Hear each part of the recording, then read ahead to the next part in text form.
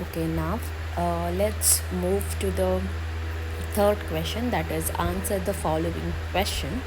So we have such 8 questions which sums up to 16 marks.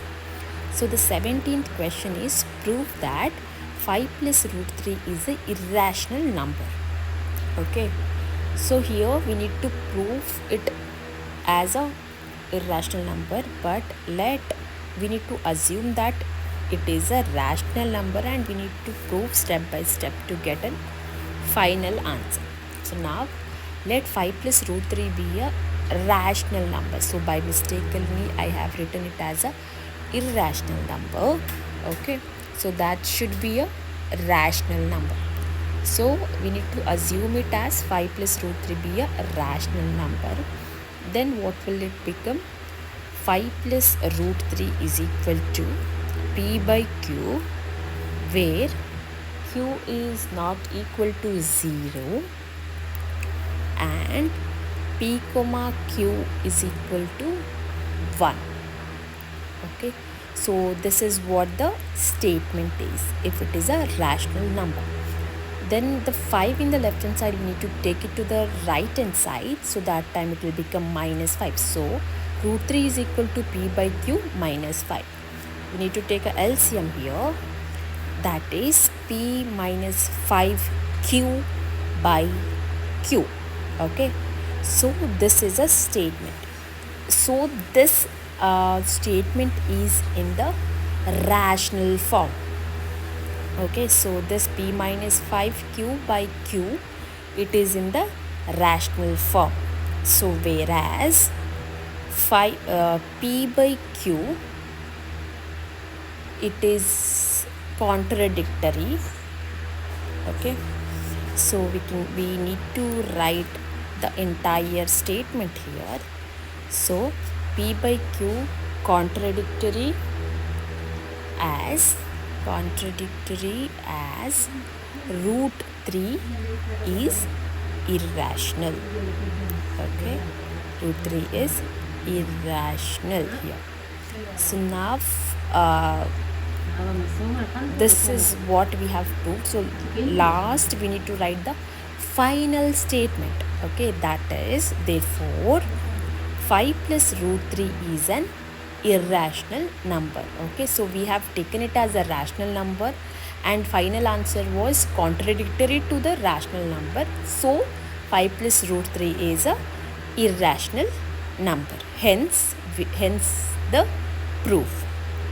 Okay, so this is what the 17th answer is. So if we write this much, we get full 2 marks.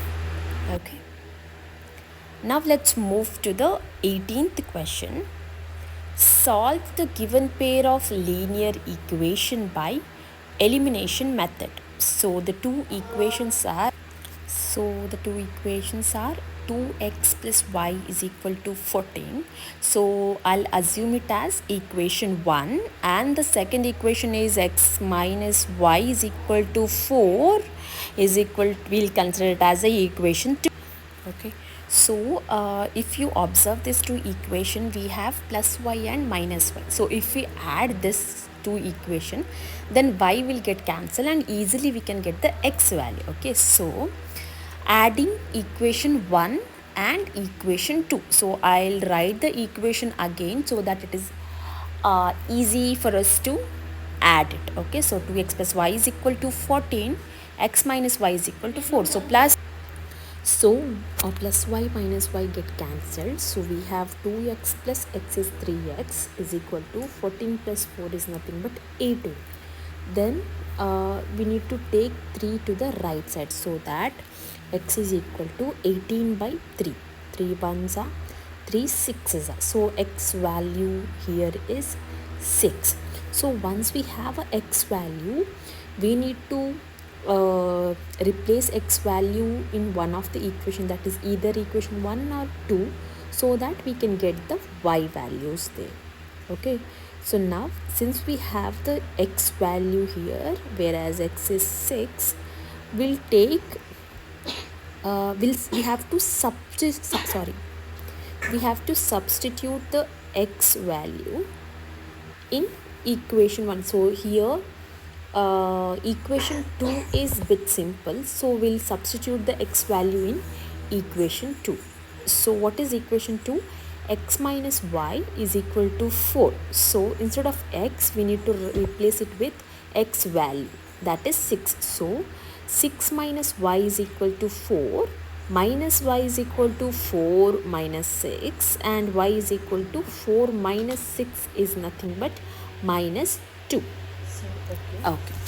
So now let's move to the 19th question, that is find the polynomial p of x represented in the given graph. Okay, so they have given the graph, so here we need to represent the polynomial p of x. Okay, so if you closely see this graph, so here we have 2 points. Okay, so I have marked these 2 points. So we need to write what are these 2 points. Okay, so we need to write the statement as the zeros of polynomial are the zeros of polynomial from the graph are minus 1 and plus 4. So these are the 2 points we have taken from the graph. Okay, that is minus 1 and plus 4. So we need to rename this minus 1 and 4 in terms of alpha and beta. So that is alpha is equal to minus 1, beta is equal to plus 4. Okay, so here the equation will be p of x is equal to x square minus alpha plus beta of x plus alpha into beta. Okay, and in the next, instead of alpha and beta, we need to replace it with the given value, given alpha and beta value. Okay, so that will become x square minus alpha value is nothing but minus 1 plus beta value is nothing but plus 4. So we can write 4 as it is into x plus alpha value minus 1, beta is plus 4. Okay, so further simplifying this equation, we get x square minus 1 plus 4 is nothing but 3x plus minus 1 into 4 is nothing but minus 4. So x square minus 3x minus 4. Okay, this is nothing but p of x. So this is the equation we have got now. P of x is equal to x square minus 3x plus 1. Okay, now moving on to the 20th question.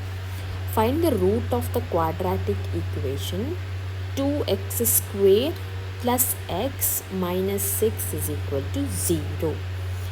Okay, so here we need to find the roots for this given equation. So I'll write the equation again, that is 2x square plus x minus 6 is equal to 0. Okay, so how do we find the roots here, like 2 digits here? That is, to first and last digit we need to multiply. 2 into minus 6 is nothing but minus 12. It should be minus 12, and in the middle x value is 1. Okay, so we have written 1. So when we multiply, we should get minus 12, and when we add or subtract, we should get 1. So what are the 2 digits? That is plus 4 and minus 3. So if we multiply it, we get minus 12. If we subtract it, we get 1. So that we'll write, instead of x, we need to replace it with 4 and minus 3 value. That is 2x square plus 4x minus 3x and minus 6 is equal to 0. So in the 2x, we need to take the first 2 digit and take the common out. So 2x of x plus 2 minus 3x plus 2 is equal to 0. So since x plus 2 common, take it take that out, that is x plus 2, and next is 2x minus 3 is equal to 0. Now x plus 2 is equal to 0, whereas x value is minus 2, and 2x minus 3 is equal to 0. So x will be minus 3 goes to that side, it will become 3 divided by 2. Okay, so now we have these two values, so these are the roots. So final statement we can write it as, therefore minus 2 and 3 by 2 are the roots of the quadratic equation 2x square plus x minus 6 is equal to 0. Okay, so this is a final answer. So if we write this much, we get the required 2 marks. Okay, okay, so I hope this is clear now. So here finally we got two roots, that is 2 and 3 by 2. So now let's move to the next question. So the next question is of 21st question. Find the sum of first 20 terms of the arithmetic progression 3, 7, 11 using the formula. Okay, so here we need to find the sum of first 20 terms using the formula. So what is the formula we can use here? Sum of the that is S of n formula, we need to use it. Okay, and what are the given data? First we need to write what is the data given in the question. So here by this we can make out that since it is the first 20 terms is nothing but n is 20 here, and they have given the arithmetic progression. So by this we can get a value and d value. Okay, so a value is nothing but the first digit, that is 3. D value is 7 minus 3, that is nothing but 4. Okay, so apologies, I have written mistakenly 5, so it should be 7 minus 3. Okay, n is 20, as they have mentioned that first 20 terms, so we need to find sum of the first 20 terms, that is nothing but yes 20. Okay, so I have put question mark here. So now what is a formula? So formula is nothing but Sn is equal to n by 2 of 2a plus n minus 1 into d. Okay, so this is a formula.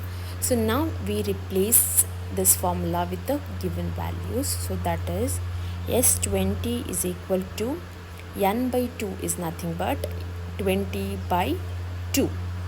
Okay, into 2a. So 2 into a value is nothing but 3. Okay, so plus n minus 1. So n value is 20 minus 1. D is again 4. So now 2 ones are 2 tens are. So 10. So 2 threes are 6 plus 10, 20 minus 1 is 19 into 4. So while further simplifying this equation, we get 10 into 6 plus 19 into 4 is nothing but 76.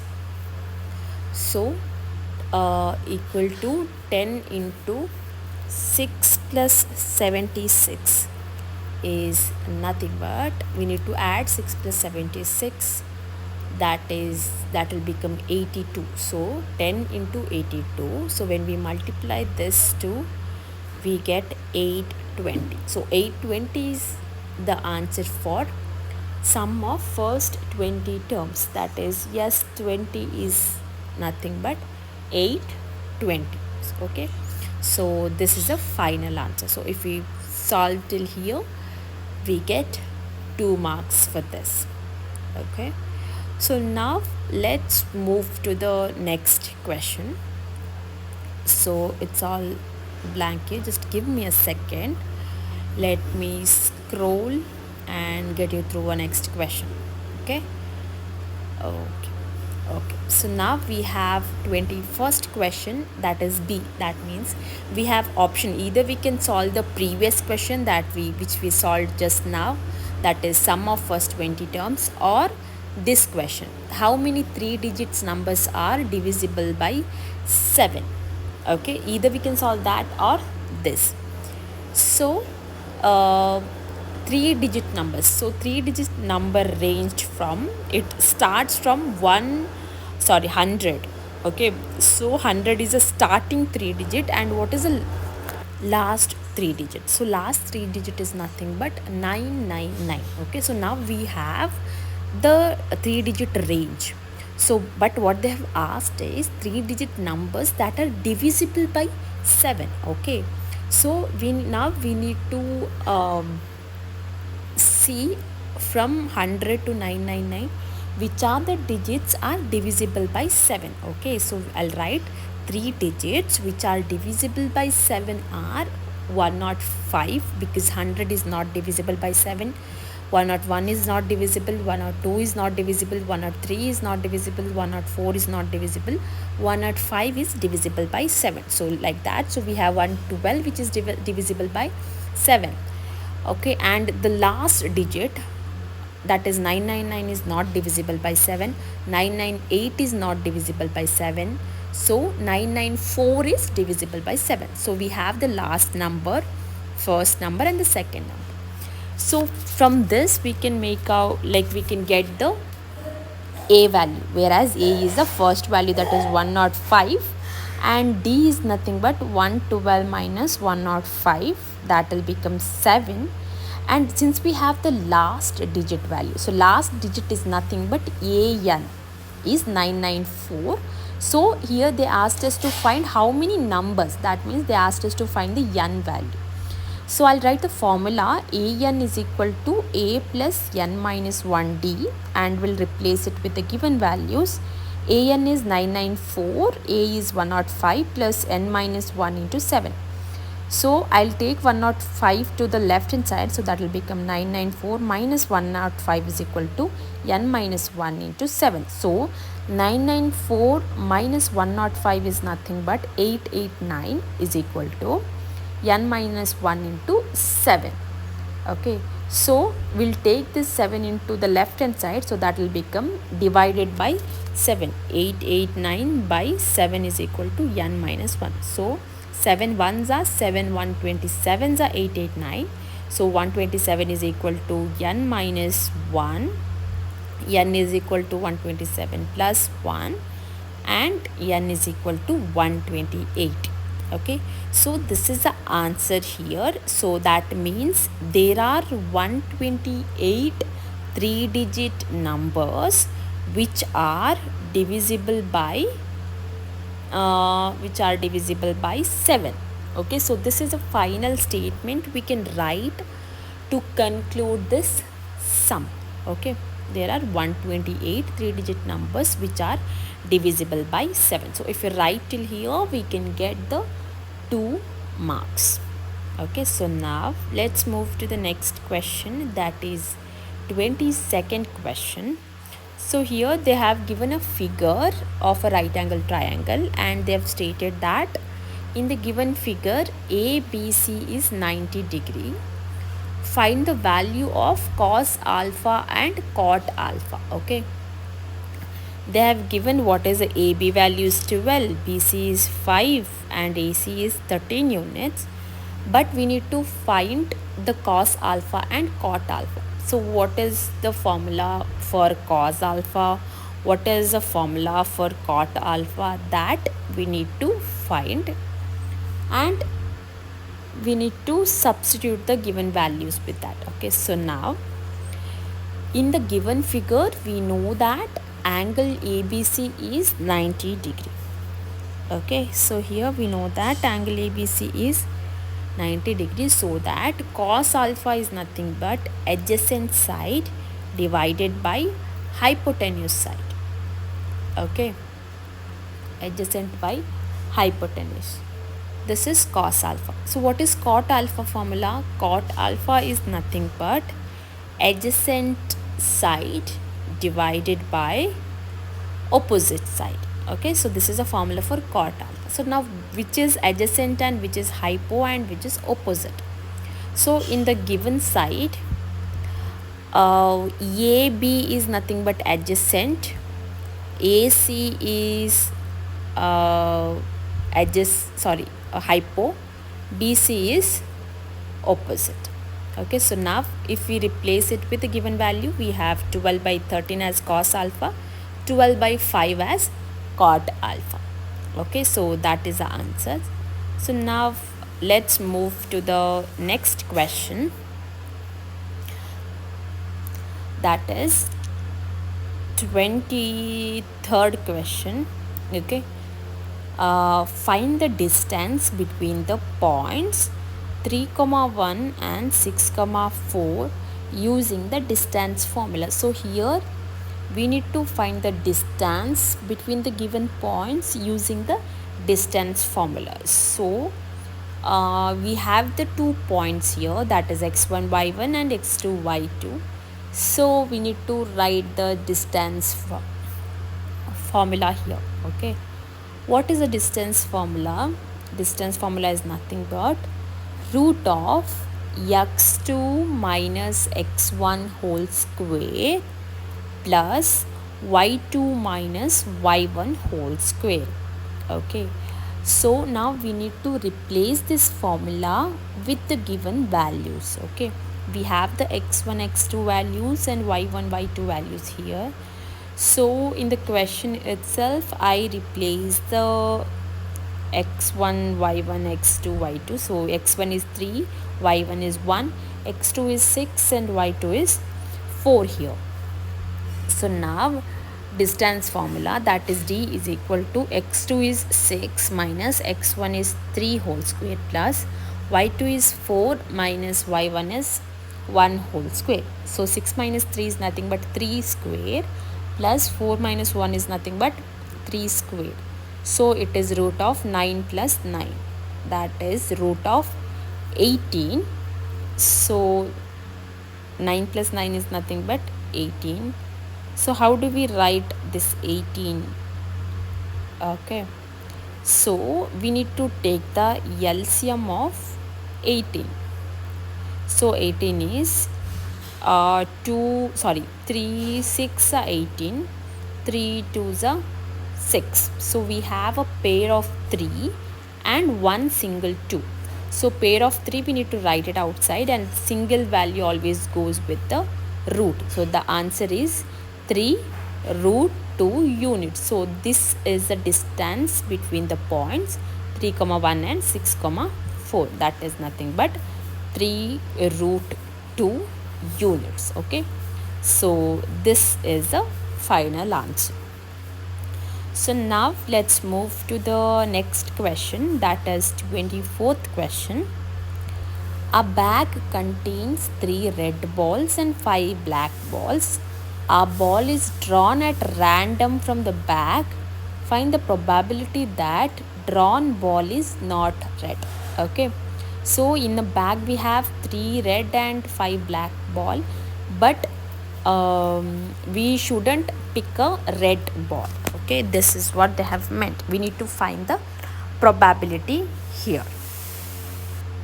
Okay, so here total number of outcomes are 3 plus 5, that is 8. So 3 red ball possibility and 5 picking a black ball possibility. So if we add up this, we get total number of outcome are 8. Okay, so now total outcomes favorable to the event. Okay, favorable to the event is, so here what is a favorable to the event? Event is drawn ball shouldn't be a red. Okay, that is a given event here. So that is we need to minus the red ball from the over total number of outcomes, that is 8 minus 3 is 5. So this is a total outcomes favorable to the event. Okay, so we rename it as n of e and total number of outcome is n of s. Now the probability, how do we find the probability? P of e is equal to n of e divided by n of s. What is n of e? N of e is nothing but 5, n of s is nothing but 8. So this is a probability. A ball is drawn at a random from the bags are 5 by 8, which is not a red ball. Okay, so this is a final answer for 24th question. So in 24th we have two questions. One is A is this question. Either we can solve this question or we can solve the 24th B question. No need to solve both. So either we can solve the previous or this question. Now let's see this question, that is 24B. 12 defective pens are accidentally mixed with 132 good ones. One pen is taken out at a random from this lot. Find the probability that the pen taken out is a good one. This is similar to the previous question. Okay, finding the probability of picking the pen is a good one. Okay, so now we need to see how many total pens are there. Okay, for that we need to add up the defective pen and good pen.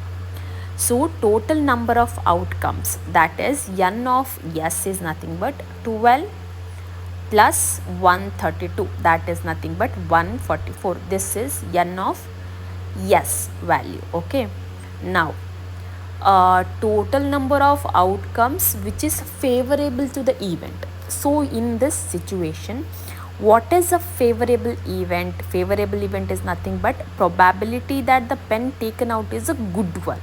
That is a favorable event in this situation. So here we need to write a statement as total outcomes favorable to the event n of e is 132 132, because getting a good one is 132. Now how do we write the formula here? Okay, probability of E is equal to n of E divided by n of S, that is nothing but 132 by 144. So this is a probability of we are picking a pen is a good one. Okay.